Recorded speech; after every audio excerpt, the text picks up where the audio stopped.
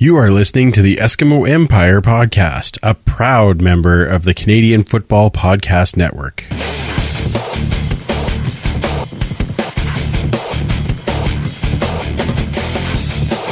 Welcome to the Empire. It's the Eskimo Empire Podcast. And here's Mike Riley, takes the drop, waits and throws, and he's going deep downfield to Darius Bowman. Oh my goodness, what a catch by Darius Bowman. You won't see many better than that.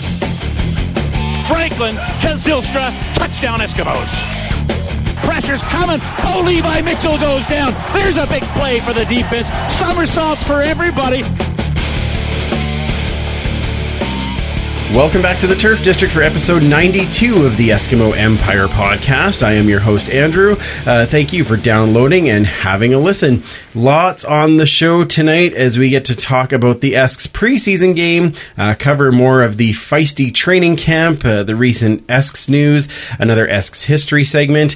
We will be joined by Jeannine from BleedRedBlacks to update us in Grey Cup planning, and we have two of our podcast team from the Esks by the Numbers in studio. So, whew, that's a long list. I think I did it all in one breath. Let's get right to it and bring in Superfan Mike. How you doing, man? I'm doing good. How are you doing? I'm doing very well.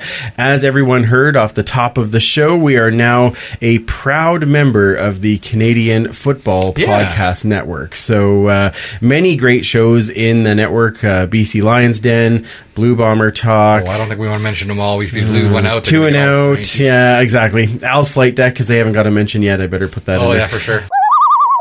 So many more. I think it just kind of brings us closer together. I mean, we used to go by the CFL pod family, right? But now we're kind of making it official to work together and kind of help each other out. And now we've rebranded into the Canadian Football Podcast Network. Yeah, it's been a great group of people to work with.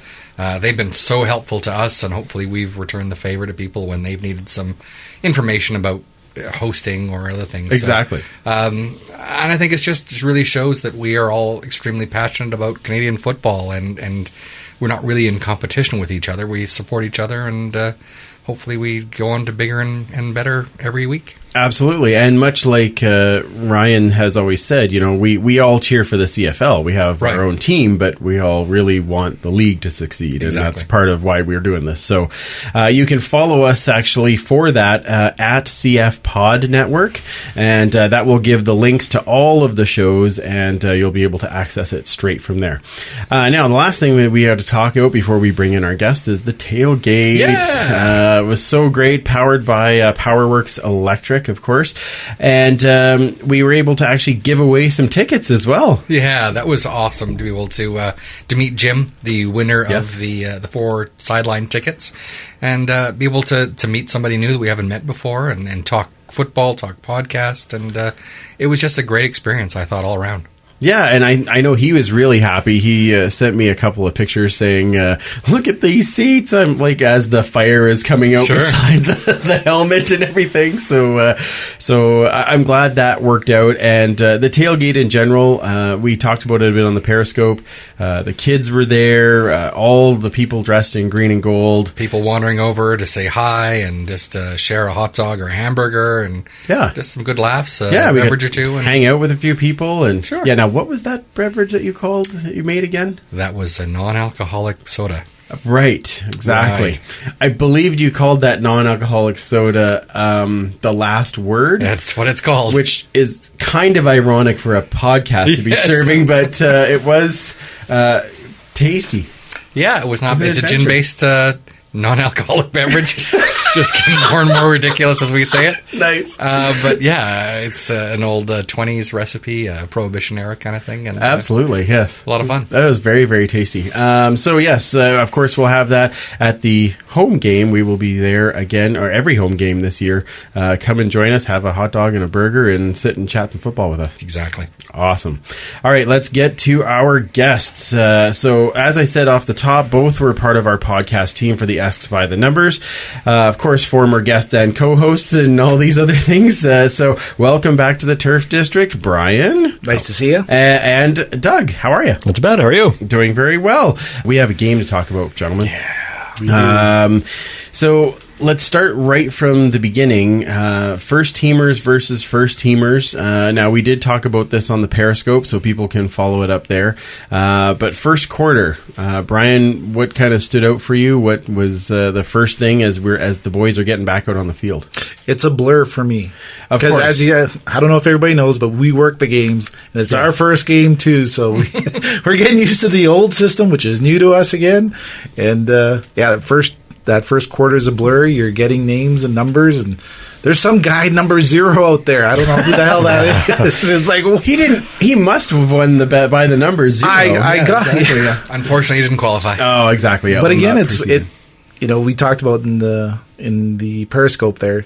It's one-on-one. You could tell it was our first game, their second game. We're knocking the rust off.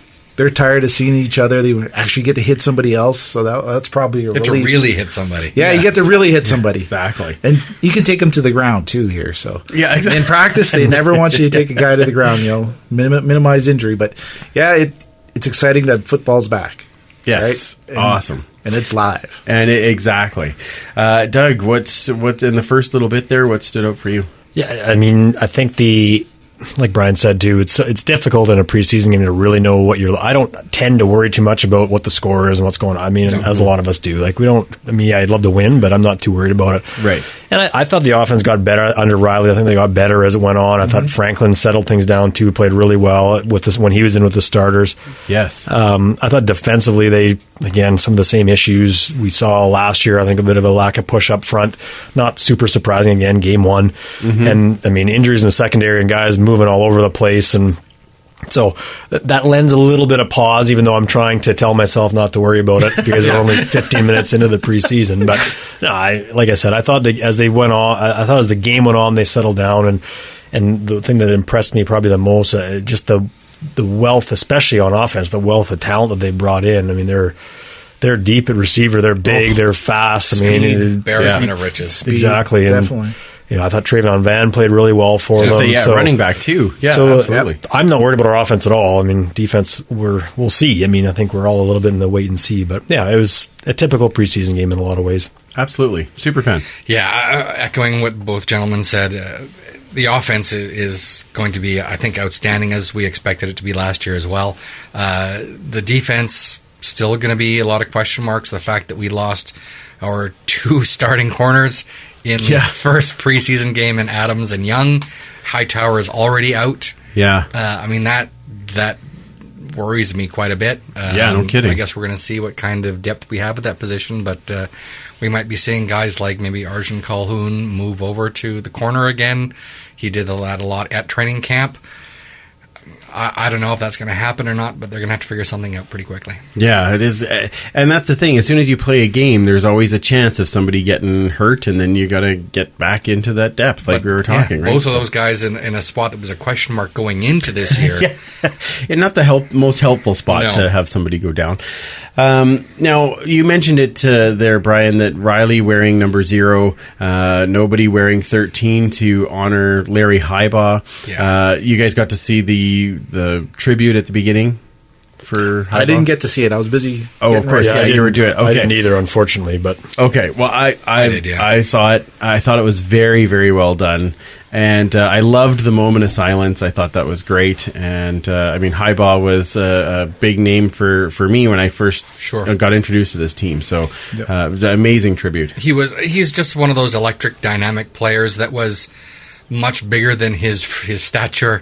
He really was the first electric returner we had pre-Gizmo, but it was the things he did away from football that were amazing too. He stayed in the community playing. He's famous for playing his 1 versus 5 for his 6 volleyball games against other girls' teams in schools and things like that, and more often than not winning. He did the same in basketball. For a guy that was 5'5", 5'6", the guy could definitely play ball. So an athlete, he was just a pure athlete, and again, one of those cornerbacks that people just didn't like to go against if you were an opposing quarterback. So he did so much for this team, bringing us out of the 60s into that 70s dynasty era, that I thought it was a great tribute. And kudos to Mike Riley for suggesting that he take off number 13 for the game and wear something else. So. Yeah, exactly. And for Dwayne to say, "Oh, okay, I'll put a 0 on the field." Yeah, that's a good reason to do it. Dwayne Mandrusiak is famous for not. He said, "You know what? Count to 5," and people go 1, 2, 3, 4, 5. He says, "I didn't hear a 0, so 0's not a number." So. He said, "You know what? It'll never be worn in a regular season game as long as he's in charge. So for at least another 50, 60 years." Exactly. So, it was just a very special moment for, I think, everybody. Absolutely. Here's a question. How good would the BC Lions have been had they held on to Larry Hyba and Tom Wilkinson? Wow. And absolutely. who else? Jim Sandusky later on, David but Boone. that's later on. David Boone. David Boone's another one. Bob Howes. Yeah. Ron Este. And there was just so many of those guys in that. There's a picture of this 79, or maybe it was the 78 Grey Cup, where there's 5 Eskimos in the picture and 4 of them are former Lions. Yeah. Wow. Well, it's just like the team from the 50s. It was the death of Eagle Keys. How good Calgary would have been if they would have kept Johnny Bright and Normie Normie Kwong. Kwong, right? It's- Well, we're really good at benefiting off of these players. We'll be talking about it a little later. Maybe just a touch. History. Yeah, just a touch. Just a touch. You were talking about finally getting to hit people. Now, practice got rather fiery this week with a number of fights and an interesting move. I believe it was on the Wednesday where Moss 20 minutes, 30 minutes in, basically just kicked Tony Washington out of the practice completely for what was, I heard, discipline, but also just not good play. Now, obviously, I thought he did all right on Sunday at the game, but I know we've got to that point where you do have, obviously tempers get over. You're going against the same guys over and over and over again. But I mean, it really got heated from what I heard. Well, the first one, I was there at the practice, and the first fight was like a clash of the titans. It was Sorensen versus Mondo. And there are 2 guys I would not want to go up against in a dark alley, it's those 2. And as soon as they started going at it, people started pairing off. Danny Grew was involved. He was involved in both altercations as well. He sort of scrapped off against somebody else. And Cassidy Curtis, the new guy. Okay. He's got a bit of a feisty streak to him, too. But Sorensen said afterwards, there might be teams that didn't fight in training camp, but they probably weren't very good teams. It's an interesting way of putting it. Yeah, exactly.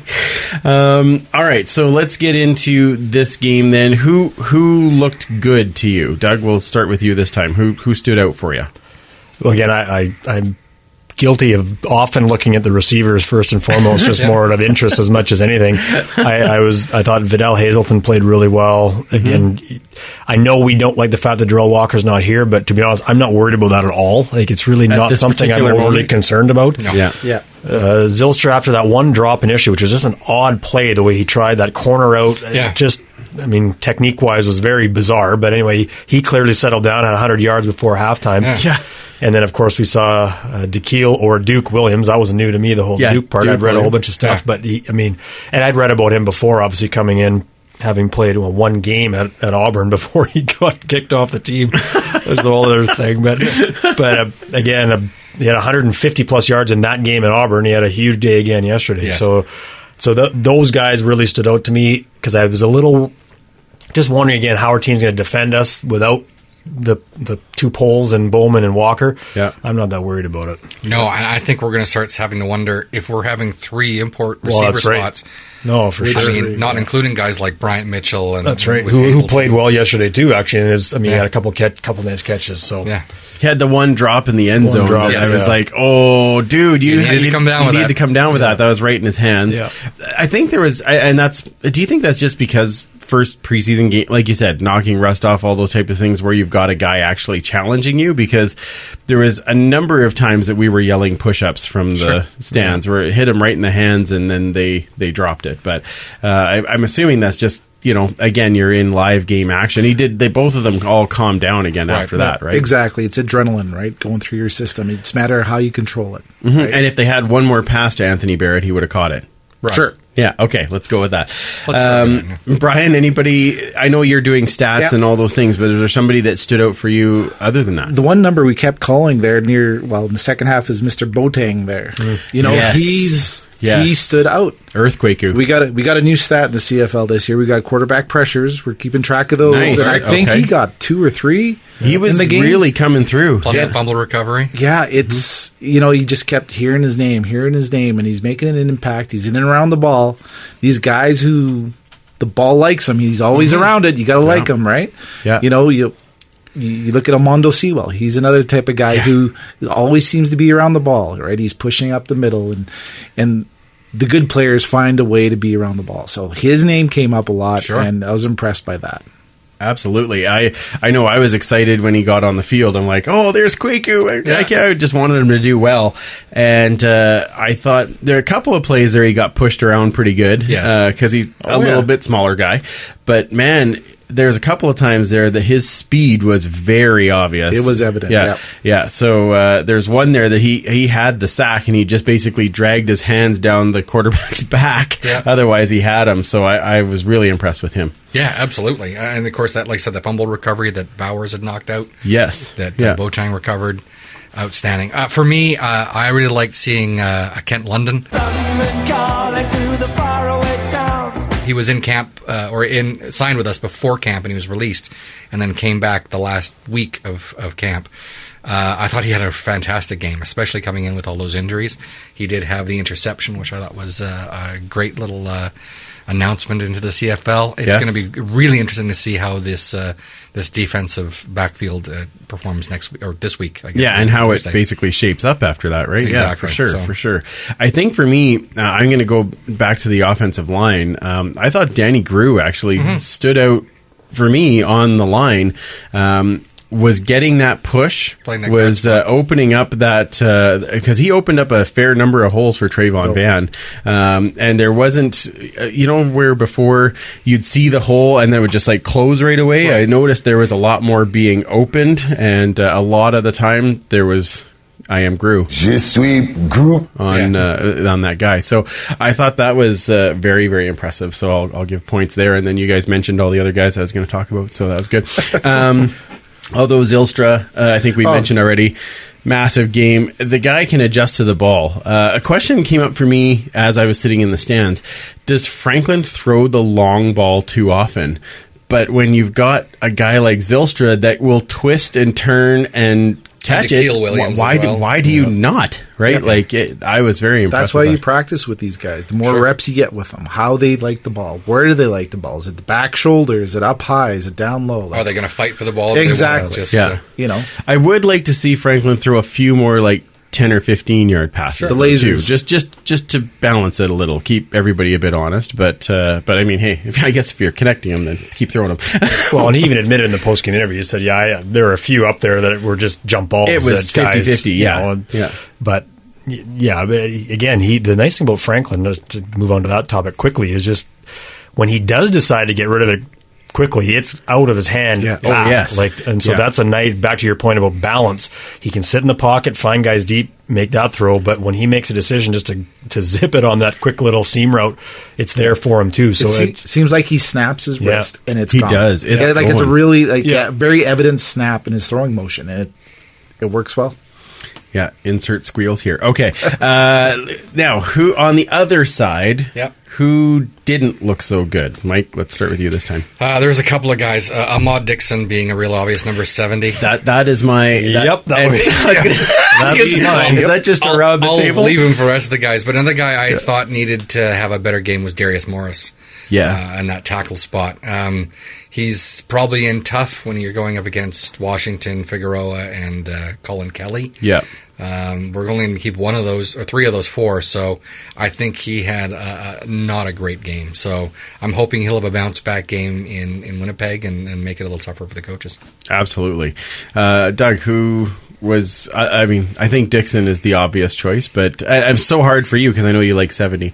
Yeah, I do. I know. Not that 70. Not that 70. I had to admit, watching a guy wear 70 was playing in a defensive back field role was a little odd, but like Bill Smith back in the 50s. I mean, he got Rory Collard blew by him like he was Donovan Bailey, and Rory Collard is not Donovan Bailey. Not even close. Well, and you know what? I even said on that final drive, I just said to my little football family, I'm like, so they need to score a touchdown to go ahead. Well, just throw it wherever 70 is, and that's exactly what they did. Yeah. And I think there was it 2 or 3 of the touchdowns were all right beside him. Like 2 of them. 2 for sure. The winning TD, if I'm not mistaken, and the one before it. Yeah, exactly. So that he had a rough game. He was late addition to camp as well, so he's definitely behind the 8 ball there. So he's going to have to do a lot of miraculous play in the next game. Yes, absolutely. The only guy I'm nitpicking here a little bit, and only because it's a role that we all know we need.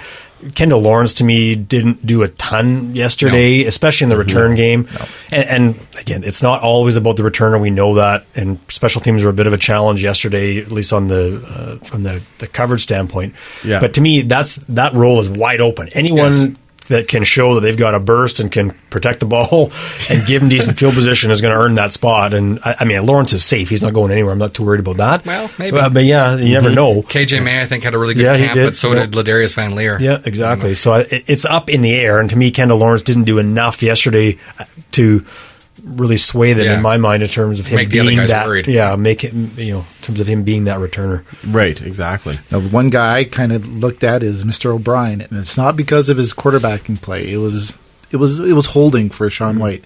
Now, he's the new addition to that team, right? Right. Snapping wins championships. Absolutely. Right? We got to get that down. It was just awkward to see Sean White miss. Yeah. It felt unnatural. A short field goal and a convert, and when you lose by a point. Exactly. It was that close, right? Yeah, so he's the new addition to that team. I don't know if it's all O'Brien, but that team's got to work a little bit better. And they got a lot of time to work on it. Well, interestingly, they did actually officially sign Cole Sabourin. Yeah. Oh, okay. Yes. Who had been a territorial exemption at camp, but he was officially signed last week or this week.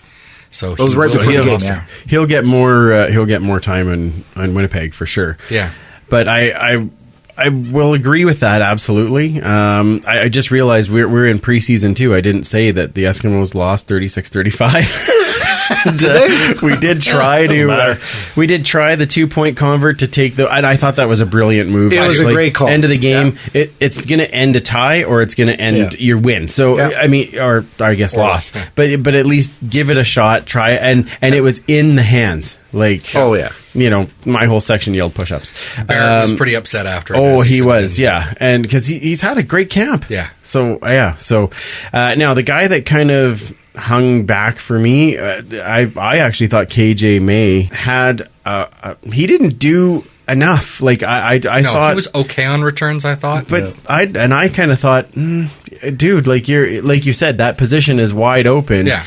I was upset that Van Leer didn't get more returns. Right. I think he only really had the one. Hopefully going to Winnipeg. And the one that he had, he's shifty. Yep. Like he doesn't want to go down. Exciting to watch, right? So I that one was a little bit for me. And then another one I'll just put in there that I just noticed was Dupuis. I kind of expected to see a bit more from him, both in the blocking and that short receiving game. Right. And he really only had, I think, the one target, but he dropped it. Yep. And he didn't have the same impact that I kind of thought he would as the big fullback. I wonder if they're just keeping a more vanilla playbook for its preseason, right? So, yeah, it might be that. More as a tight end for extra blocking, but really I think we'll see that more if he gets into the regular season. Absolutely. All right, Sean White doing all 3 phases. What did you guys think of that in general? Brian, I'll start with you. He's an aging veteran, right? The last couple of years, he's had the luxury of just kicking, place kicking. That leg goes through a lot of work during practice. Yeah. It's almost like you got to put him on a pitch count, right? He can only kick I think he does himself, really. Oh, I'm sure he does. But again, what are you doing then? Are you doing punts? Or are you doing place kicking? He's catching the ball for Riley. Well, exactly. But last year he had all place kicking duties. He could focus on that, keep his concentration on that, work with that holder and the snapper, right? This year, he's got expanded duties. Kickoffs as well. Yeah, those kickoffs, he had a couple of really good ones, and then some he was landing him around the 16, 17-yard line. And Yeah. So bit again, of both. Yeah, he's just got to to be wary, and he's got to know his limitations, right? So it's one of those where he's got to regulate himself. He's got to know himself. His coach has got to communicate with him and make sure that he does not get overly strained, right? So gone are the days of a 25-year career like Louis Pasaglia kind of thing.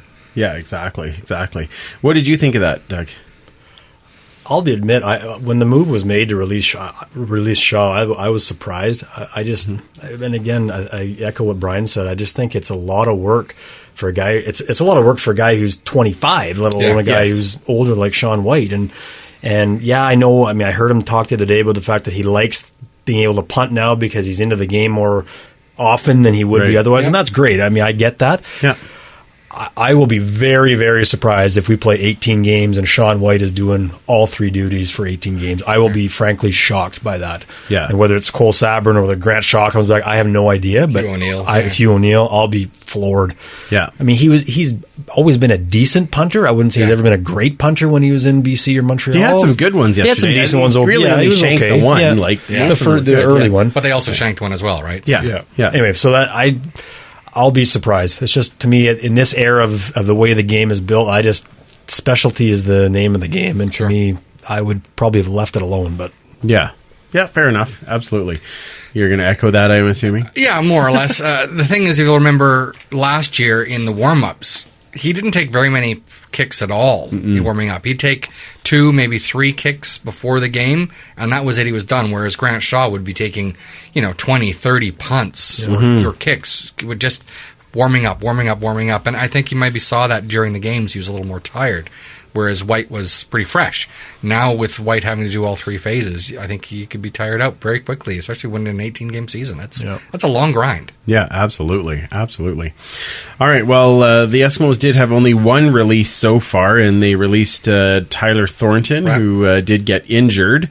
I'm sure there's lots more to come. I'm not sure if there's going to be some before the Winnipeg game or if we're going to see more after, but we talked about that, and it's just one of those things, because they're leaving so many of the vets at home for the Winnipeg game, I think they want to bring as many of these guys and give them a real chance to show what they've got.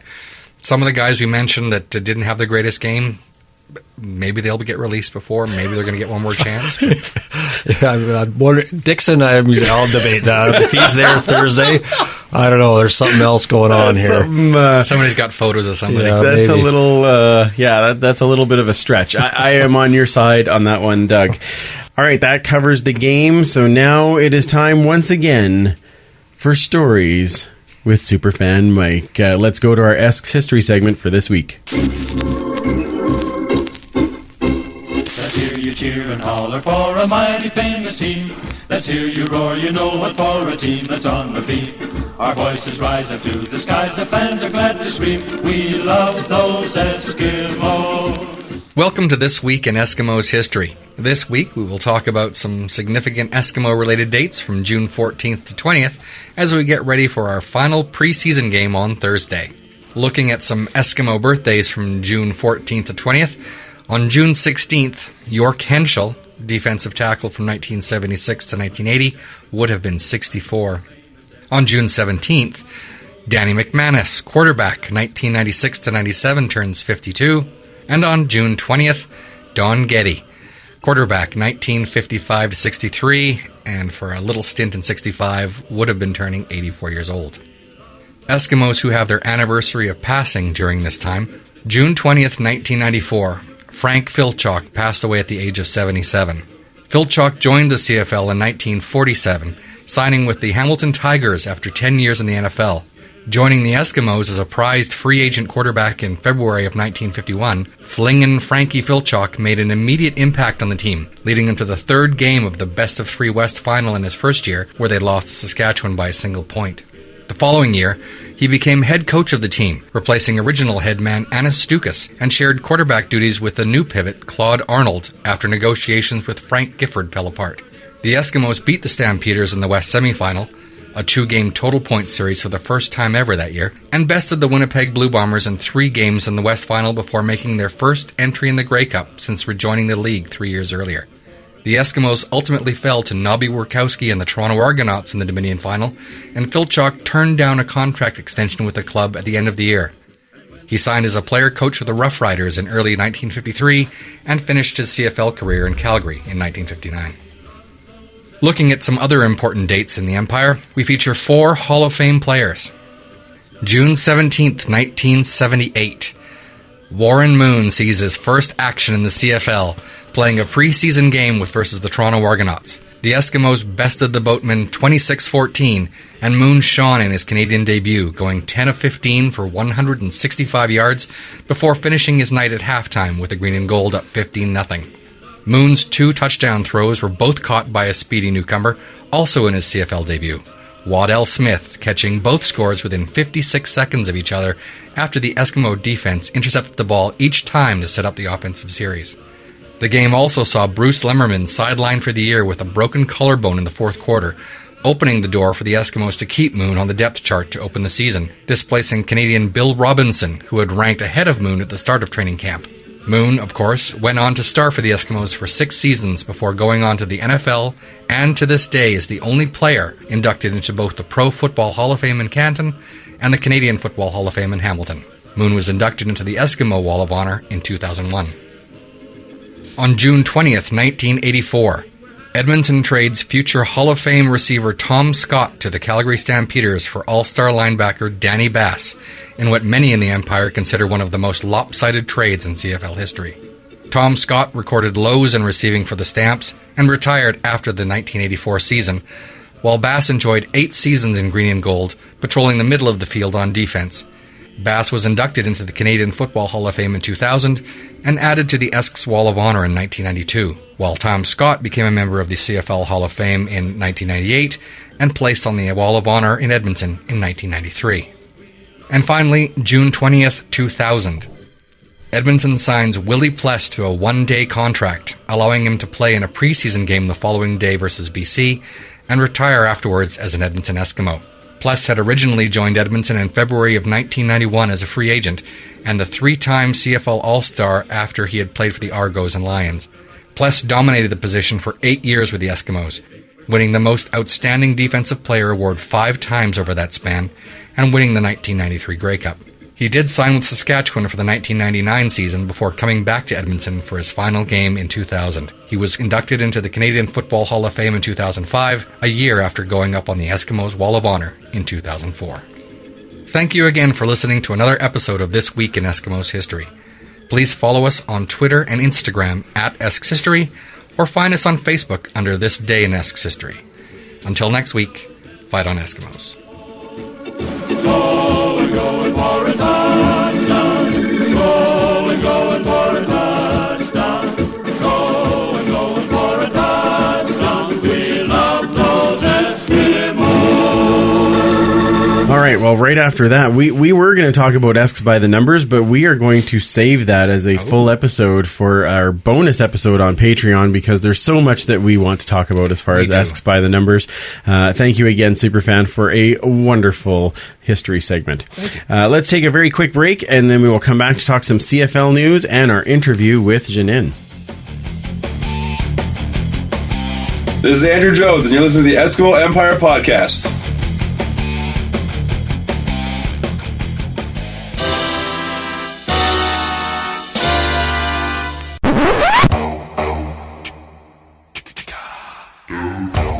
Hey guys, do you know there's even more ways to interact with the Empire online? What?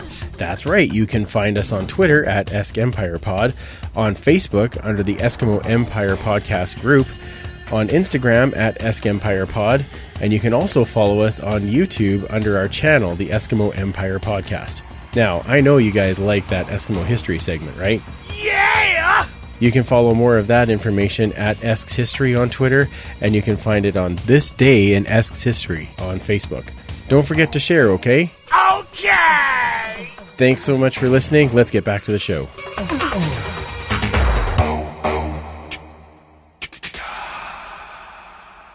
Patreon, patreon.com/EskEmpirePod. There, I held it longer for you. Nice. So just trying to help out. Thank you guys for helping the show out. Big shout out to our Hall of Famers this week, Jedi, Joe, and Hippie, as they played a big part in helping to launch the tailgate. Absolutely. Yes. So, of course, we will always have the regular shows every week for free on iTunes, Google Play, and all the podcast apps. But reviews, subscribing, and shares by you would be really helpful for us as well. So Absolutely, but a couple of bucks a month, a quick kind of set it and forget it type thing goes a long way to help us improve the show. And of course, you get bonus content, which we just talked about before. We're going to do a full episode on the Esks by the numbers and the ones that we found challenging. So thank you, of course, to all of you for helping to build the empire. Join us, patreon.com/EskEmpirePod, and be a part of it. Now, to kick off our CFL news, we have some preseason games. This is kind of fun. We get to talk about some games. Did you guys get to watch any of the preseason at all? I just checked in once in a while, and it's preseason. It's okay. We're not really, I guess, allowed to watch them either. So I checked into Nick Lewis complaining that they weren't on TV. So that was interesting. Yes, I saw that too. It was nice of him to put that out there. I mean, I really get it from TSN's perspective. They don't make a whole lot of money. Their viewership is definitely down. It still costs them a lot of money, and they don't want to give a half-ass attempt at Well, what would you guys think if they did like a live feed of the game, like a live video feed of the game with no comment, like no announcers? I don't think that they would want to do that because it's their brand that they're Right. putting up there. I think if they were able to license that away to some of the local stations, maybe. I know that Hamilton has done some live streaming off their sites. Yes. I really love it if Winnipeg did this Thursday. Yeah, wouldn't it be great? But if local TV could maybe pick it up for a bit, and then they could maybe afford to have that, just use the Al Stafford doing the voiceover. Yeah, exactly. Use your radio crew. Well, I was going to say, use Chad, find a way to... Right. I mean... Simulcast it, right? Well, and that's what the NFL teams do. I mean, I think the point was made when Nick Lewis was chiming on that TSN was jumping, well, we actually have percentage-wise more preseason games in CFL than the NFL, which is true, except for the fact that each individual team will produce their own. Right. Warren Moon does color on the Seahawks games, exactly. right? So, Yeah. It surprises me that the teams themselves haven't found a way to make that work on their own. And it's obvious we're hungry for it. I think you're right. And maybe the digital platform is where we go with it, right? I thought we had a good attendance at our game, attendance-wise, considering it was Game 6 of the Stanley Cup playoffs. Oh, yeah, absolutely. Time. Now, the winners, of course, Calgary won twice, boo. Toronto over Montreal, Winnipeg and Saskatchewan tie, and Ottawa over Hamilton. So, now, speaking of Ottawa, we were able to catch up with one of our favorite Red Blacks fans, Jeannine. So let's go to that interview right now. Welcome back to the Turf District, one of our favorite people in the Canadian Football Podcast Network, the one and only Jeannine. How are you, my friend? Hi, Andrew. I'm great. How are you? Doing very, very well. Thank you for joining us. And of course, we love having you on the show. And we actually just finished talking about Ottawa winning their first preseason game. And I better ask you about the team first. So kind of who's jumping out for you on this revamped team? And don't worry, that's not for us to steal them. It's just so that we know what's going on. Are you sure? Yeah. Or is it just coaching staff and general managers that you like to steal from us? Well, we might branch out to players. You never know. Yeah. I don't trust you guys. Well, I really don't. We don't either. Oh, funny.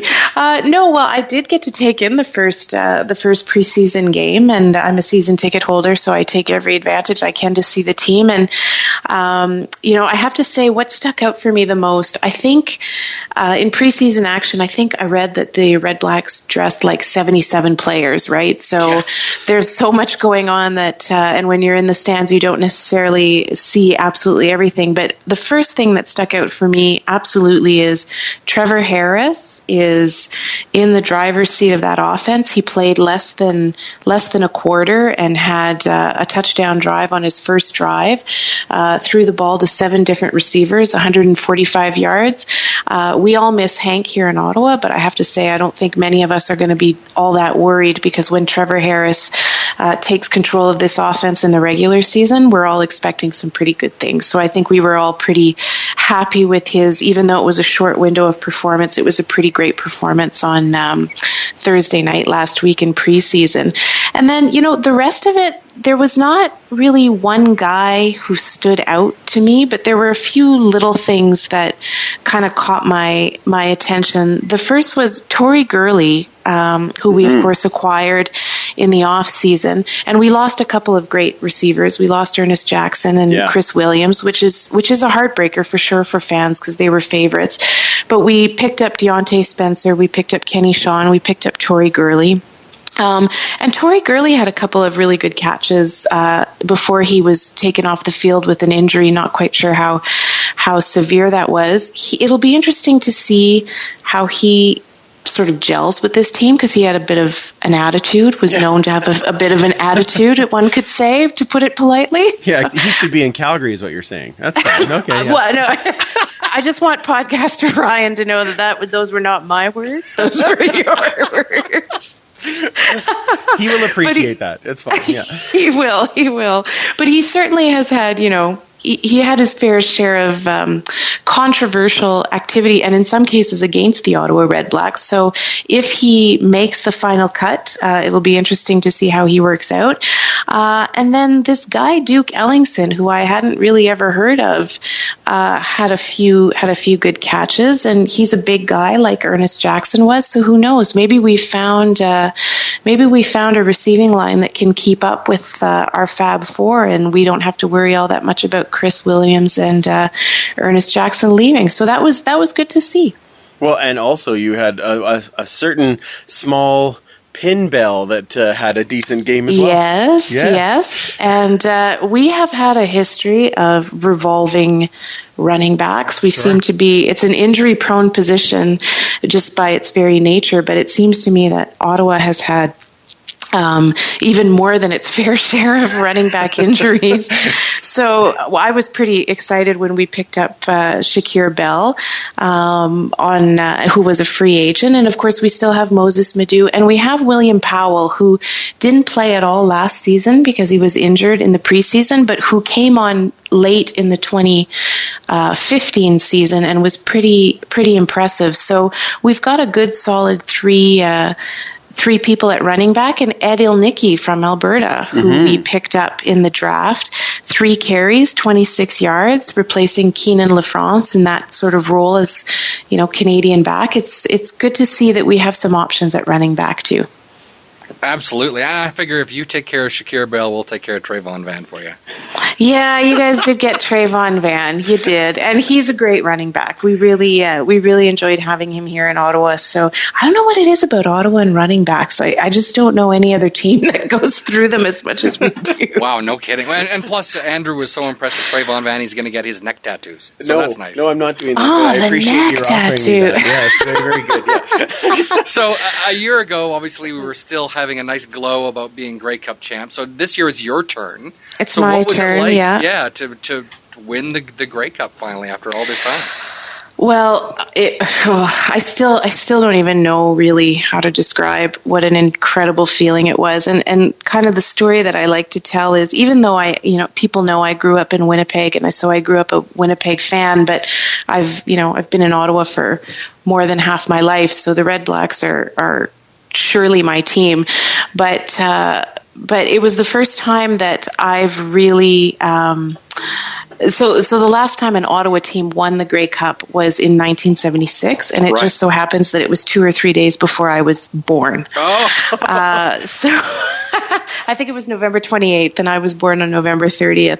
So my sort of running joke to myself was, maybe I'm their good luck charm because it's my 40th birthday on November 30th, and they haven't won in 40 years. And so it was kind of a really interesting. It was an interesting roller coaster to be on, seeing them go up.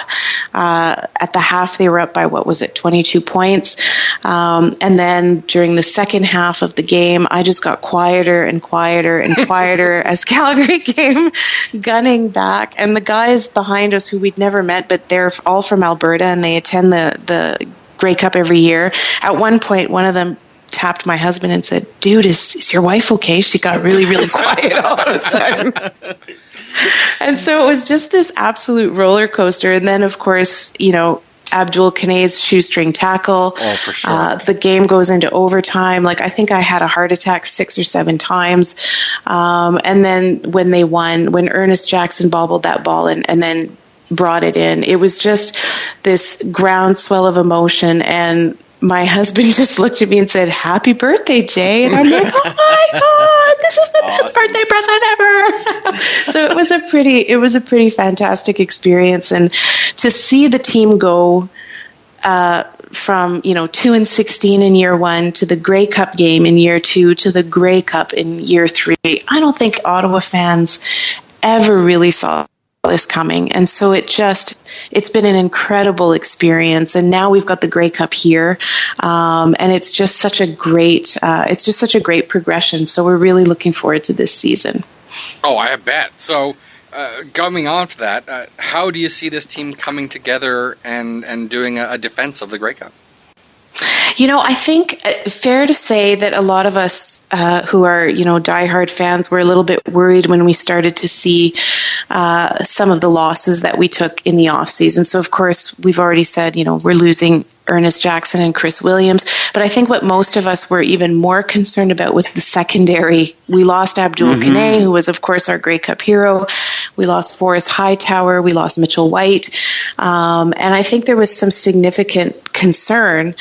But there's something about our GM. He goes out and he finds people to fill these holes. And, you remember Rick Campbell is has a defensive background, and he's surrounded himself by very good defensive coaches in Mark Nelson, Ike Charlton as the secondary coach. And they seem, they picked up AJ Jefferson. They seem to find a way to fill these. It's a great pickup. Like, I have all the time in the world for AJ Jefferson, and really enjoyed watching him when he was an Argonaut. Not when he played against Ottawa, but against everybody else. And so I think we found a way to sort of shore up the holes that we sustained in the off season. And I still maintain that Montreal and Toronto have both made some significant gains in the offseason, whether it's their coaching staff on the Toronto side or whether it's, in Montreal picking up someone like an Ernest Jackson. But I still think it's going to take those teams a while to rebuild, and I still really like our chances in the East. And I see us finishing in the number 1 or number 2 slot in the East, and I'm not that worried about a Montreal resurgence or a Toronto resurgence this season. So I like our chances. Awesome. And like you already said, now it's coming back to your own house, so it'd be kind of fun to have your team there. But also on top of that, you were actually part of the Grey Cup organizing committee. So first, tell us a little bit of how you got involved in that. Well, I think OSEG, the Ottawa Sports and Entertainment Group, has really made a reputation for itself in the last 3 years as an ownership base that puts the fans first.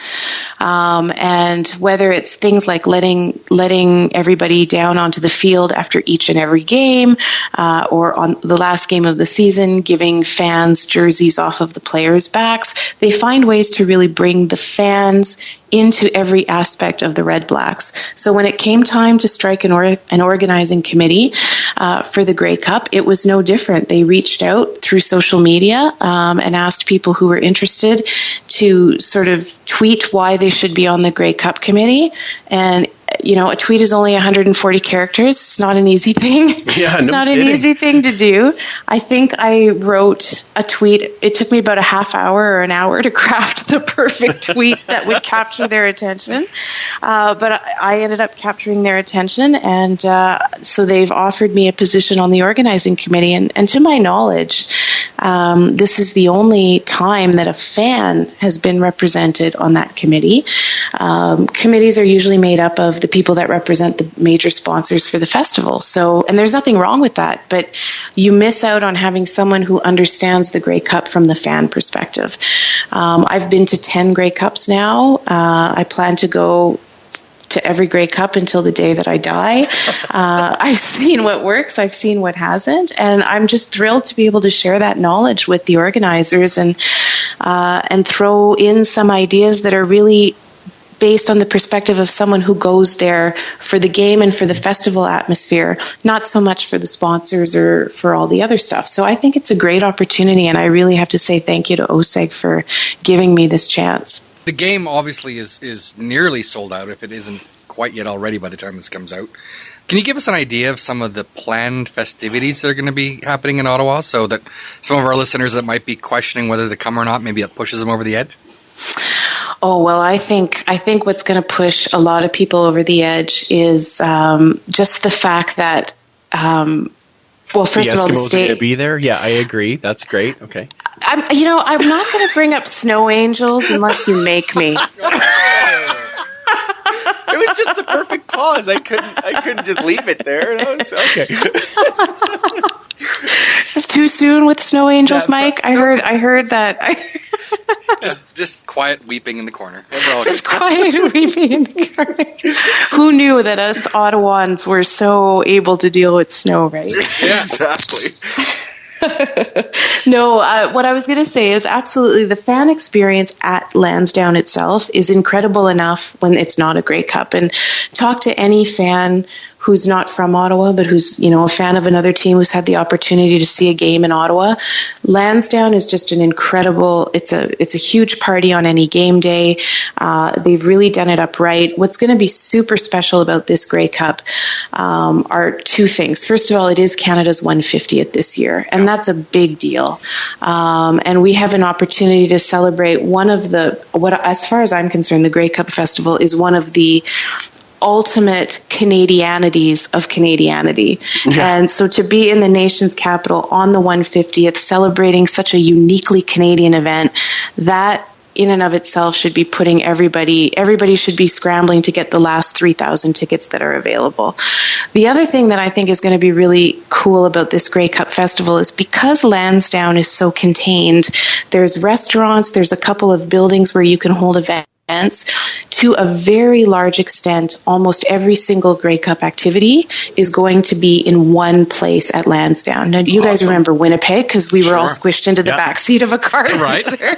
And the events were all spread out all over the city, and you had to drive everywhere, and you had to shuttle everywhere. And Toronto last year, it was actually hard to find some of the events. To the extent that they can, all the team parties, minus, maybe one or two here or there that are going to be at a hotel downtown, everything is going to be concentrated in one spot, nice. Which for a fan who wants to go from party to party to party is just a great way to have an experience. Yeah. So Lansdowne is going to be the best place to be at the end of November this year. And if there are tickets left, and there aren't that many, I know they announced when they went on sale to the public that there were only 3,000 left. Try to get them fast, because it is going to be a great party. Oh, that's outstanding. I know both of us are super, super excited to be there in November and be part of this. Now, I heard you were actually looking for input from fans. I am, yes. So explain that a bit to us and to our listeners. So a couple of things. The first thing is like I said, there's going to be, representatives of city government on this organizing committee. There's representatives from the major sponsors. They're going to take care of what the city needs and what the sponsors need. My job is to take care of what the fans want to see. So this is an open invitation to your listeners to seek me out on Twitter. If there's anything that you want to see in particular, anything you've liked about past festivals, anything you didn't like about past festivals, please let me know, because that's my job to bring that perspective to the table and make sure that we really take into account what the fans want. And one example I can give you is, I know, of course, the podcast network is really strong, and I know that a lot of the podcasters have said, wouldn't it be great if we could have a role at Grey Cup, and if there could be some kind of, podcast row. And so I've already been able to bring that idea forward, and we're going to work on that together with OSEG and try to make that kind of thing happen. So give me your ideas, and it's my job to bring them forward. And the other thing we're looking for is stories of people who travel a lot to come to Grey Cup from fan bases that aren't Ottawa, obviously, because we want to showcase those stories. So if you're someone who travels year over year to come to Grey Cup, again, seek me out on Twitter. Tell me a little bit about your story. Let's find a way to showcase that and get it out there. And then the final thing I'll say is June 28th is 150 days from the Grey Cup. Awesome. And it's Canada's 150th. So keep your ears and your eyes peeled for a little bit more detail about what you can expect to see around Grey Cup, because there will be some more news coming in the next couple of weeks. Awesome. Well, I'll tell you right now, my favorite part was that I got to meet you. That was we got to do pictures. It was we so got a much little fun. selfie in the back of the car. That was so much fun. We did have fun, and you and I, of course, got to do sort of the head to head matchup on CBC on CBC Winnipeg, which was, even though I ended up having to wear an Eskimo jersey and take the saddest looking picture of my entire life, which you did. Yes, you did. It was worth it. It was worth it. It was awesome, and so I am looking forward to more fun moments like that with you. But we appreciate you coming on to tell us all about this, and we know a lot of people that'll be reaching out, and I hope that I think this is even going to be a better party than we could think of. And like you said, it's already the Canada 150, and I think it's going to be fantastic. So and of course our teams now battle in a few mere weeks, so we might have to talk to you again. So now tell us, how does everybody find you and connect with you to talk about all this stuff? So you can find me on Twitter. That's at OttawaJ, and that's JAY. Tweet me, send me a direct message. If you want to talk about Grey Cup Festival and what you'd like to see there, just drop me a line over social media, and we'll find a way to get in touch and chat. Outstanding. Thank you, Jeannine. As always, it's a pleasure to have you on, and we will be talking as the season goes on. You bet. Thanks, guys. Well, that's so fun, as always. I love chatting with Jeannine. She's got a great laugh, and she's so fun to talk to. Exactly. She's just got a really good energy about her, and she was able to put up with us. Exactly. So, what more can you say? Exactly. She said we're welcome in November. That's the exciting part. Perfect. Now, guys, we're into having some games. I know it's all just preseason, but of course we're ramping up for the regular season, where we're going to have Pick'em again through the CFL. We're going to have the daily fantasy basically through CFL.ca and fantasy. I've tweeted out the links. Make sure you guys are all joining in and have some fun. And I'm so excited to finish middle of the pack. So make sure that you guys calls a shot early. Yeah, I like to predictions. set my goals high. Exactly. Speaking of predictions, why don't we do a quick pick-em warm-up for this week? So we've got preseason games. First one, Ottawa versus Montreal in Montreal. Superfan? Oh, that's a tough one. I didn't see the Montreal playing. I still think that they're a team in search of that identity. I think they're at least a year off from there, so I'm going to go with Ottawa. Okay. Doug? Ottawa as well. I'm going to go just with the opposite of that. Oh. You go with Montreal. They're trying to find that identity. Yeah. They're working hard in this preseason. Ottawa, they're defending Grey Cup champs. They got their veterans. I don't know how much they're going to play. Right. Go with Montreal this game. There you go. All right, perfect. And I'm glad you picked them, because now I don't have to be different, and I can just say Ottawa. Great. Okay, Toronto versus Hamilton in Hamilton. Who you got, Doug? Toronto's an interesting team. I don't know what to expect out of them, to be honest. As a Golden Bears guy, I was impressed to see Jimmy Ralph have a good preseason game. He's a good receiver. Actually, a guy I'm a little disappointed the Eskimos didn't make a run at, because he's probably the most talented Ralph brother.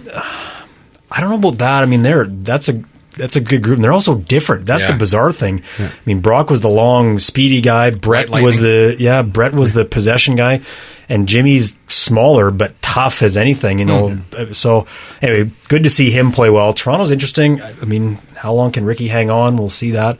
Anyway, I'm blabbing on here. I'll go with the Argos. Perfect. I kind of figured that's where you're headed, Brian. I'll go with the Argos as well. There's one thing with Hamilton that I know there's something that's just off so far from everything I've seen and read and all that. Their kicking game's not settled. They got a new system on defense there. It's just, I think it's Toronto this game. Okay, Superfan? I'm actually going to go Hamilton in this one. I think that after the loss to Ottawa, they're going to turn things around and come back and take it against Toronto. All right, and we're going to be 50-50 on this one. I'm going Hamilton as well. I think they do more of their starters in this game, and I think their defense is going to be much improved in the second game as compared to the first. Saskatchewan, BC. Brian. BC. Perfect. Mike. BC. Doug. Yeah, Lions. Awesome. Lions. Okay, I don't even care if it's not interesting radio. I'm picking the Lions. Okay. Edmonton versus Winnipeg in their second battle. Sorry, guys, I'm going Winnipeg in this one. I think we're going to be starting a lot of our backups in this game. Not a lot of our starters making the trip, so I'm going to give Winnipeg the win at home. Yeah, I agree. I think that being a home game for the Bombers, they're going to start more of their starters. They want to have a good show for their home faithful. So, like you said, we're going to be starting a lot more of our second and third string guys who do have a lot to prove. Absolutely. But it's more about getting some rhythm and consistency. It's less about the score. So I think it's going to be Winnipeg. Yeah, and I got to agree. It's going to be Winnipeg because, again, Winnipeg's putting on the show. They've got to get that win, get that excitement up in Winnipeg. The Eskimo players, they're going to be fighting for jobs. They're going to be looking at execution. Absolutely. I'll go with Winnipeg. All right. And for the first time ever, Doug is going to predict an Edmonton game. This is historic. This is historic. Yeah, I agree with all of you. I got to go Winnipeg. And the interesting thing for me in all this preseason talk is how teams approach it. I mean, we saw it a couple years ago with Chris Jones. Mike Riley took, played one series, got hurt in the opening game against the Argos. Whether that was a correlation or not, who knows. Yeah. It ended well. It ended well.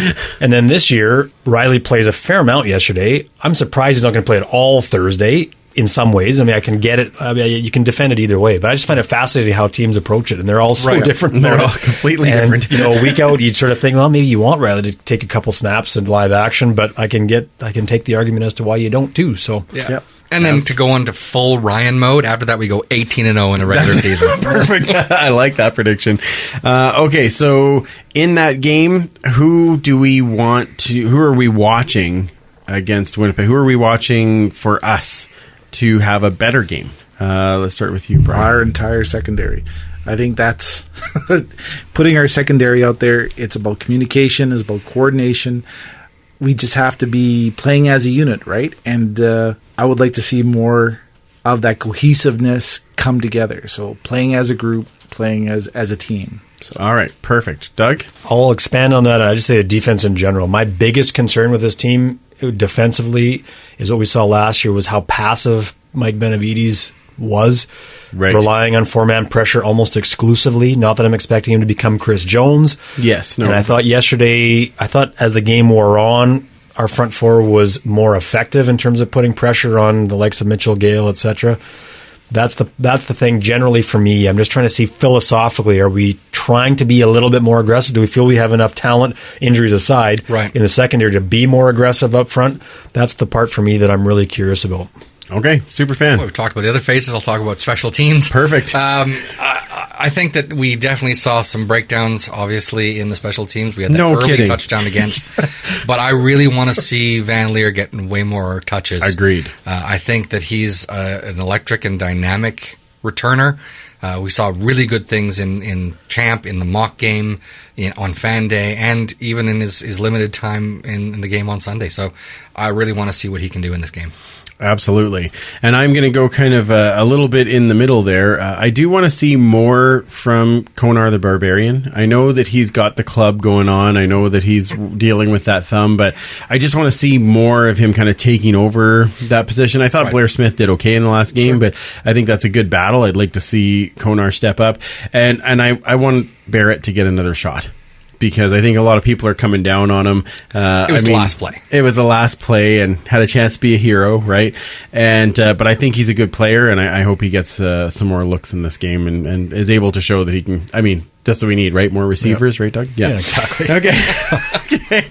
Well, boys, thank you for coming in for the show, and of course we'll do our Esks by the Numbers Patreon show as well to come out this week. But quickly around the table, where does everybody find you online for all of this fun Eskimo talk?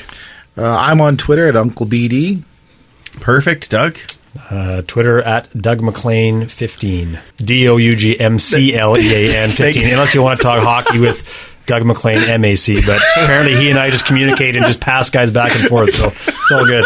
I haven't seen an alert that anytime I ever message him, it just comes up. I was really waiting for the spelling. Okay, Superfan? You can find me at 56 Parkies and the history at Esks History. Perfect. And you can find us at Esk Empire Pod and, of course, me at Freepalicious. Thank you again to Powerworks Electric for helping to support the tailgate and the show. Quick programming note. Next week we are going to return on Tuesday as we will be joined by none other than the Ched team of Morley Scott and Dave Campbell for our season preview show. Of course, it means that way we can listen to the coaches show on Ched on Monday night. It means the pod will be coming out Thursday morning instead of Wednesday. Absolutely. So are we ready to see more from our return game? Absolutely. Does this defense find a way to gel early and learn to lock down more like the end of last season? Absolutely. That was a hesitant one as I'm looking around the room here. Exactly. Yeah, well, this makes it fun. All right. Is it time to get a win under our belts in the preseason? Absolutely. For Brian, Doug, and Superfan Mike, I'm Andrew. Remember, you can't catch footballs with your face, and we will absolutely talk to you next week.